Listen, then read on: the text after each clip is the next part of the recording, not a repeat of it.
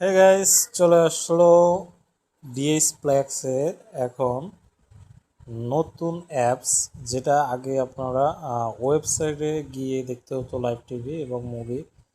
এখন আপনারা দেখতে পারবেন অনলি অ্যাপসের মাধ্যমে। অ্যাপসের লিংক অবশ্যই আপনারা পেয়ে যাবেন। এখন এই অ্যাপস সম্পর্কে কিছু বিস্তারিত আপনাদেরকে জানাবো, আপনারা কি কি ফ্যাসিলিটি পাবেন। আগে আপনাদের ওয়েবসাইটে গিয়ে টাইপ করতে হতো, এখন এরকম কিছু করা লাগবে না। জাস্ট অ্যাপস ওপেন করবেন। আমি ওপেন করলাম।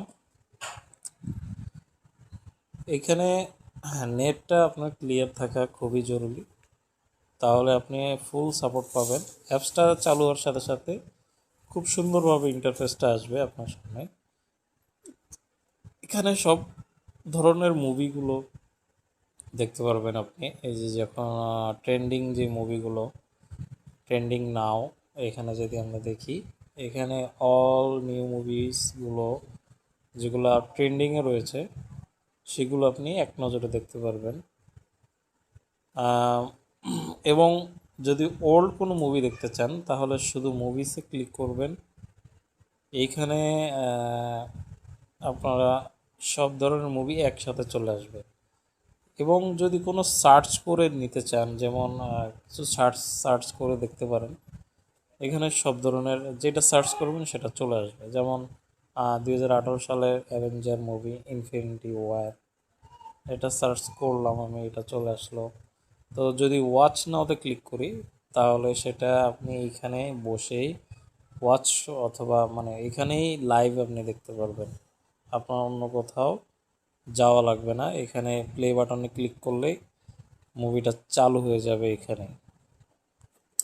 এখানে একটা সমস্যা হচ্ছে, আপনি যদি ওয়েবসাইটে থাকেন তাহলে তিনটা প্লেয়ার রয়েছে। এই প্লেয়ারের মধ্যে ওয়েবসাইটে থাকলে যে কোনো একটা দিয়ে চলবে, কিন্তু আপনার অ্যাপসের মাধ্যমে যদি চালান তাহলে অবশ্যই মাঝখানে যেটা বিট স্ক্রিন যেটা লেখা আছে সেটাতে ক্লিক করতে হবে, তাহলে সেটা চালু হবে।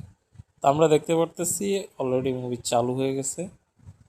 এখানে যদি আপনি বড় করতে চান তাহলে বড় হবে, দেখতে পারতেছেন বড় হয়ে গেছে। এখন আবার ছোট করে ফেললাম।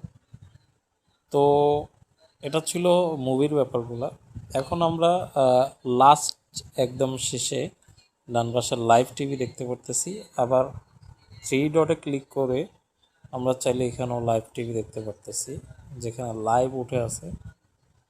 তো আমরা যদি লাইভে ক্লিক করি, এখানে সরাসরি আপনি আপনার যত ধরনের স্পোর্টস চ্যানেলসগুলো রয়েছে সেই চ্যানেলগুলো দেখতে পারবেন। এবং সার্ভার ওয়ানে যদি ক্লিক করেন তাহলে আমাদের যে ফিফা ওয়ার্ল্ড কাপের যে চ্যানেলটা সেটা সরাসরি চলে আসবে। তো সার্ভার ইস্যুর কারণে হয়তো বা কিছু সমস্যা থাকতে পারে, কিন্তু সবসময় এটা ভালোভাবে চলে। আমরা আবার দেখতেছি, আপনার নেটওয়ার্ক যদি ভালো থাকে তাহলে কোনো বাফার করবে না। তো সেই সাথে শেষ করছি আজকের ভিডিও।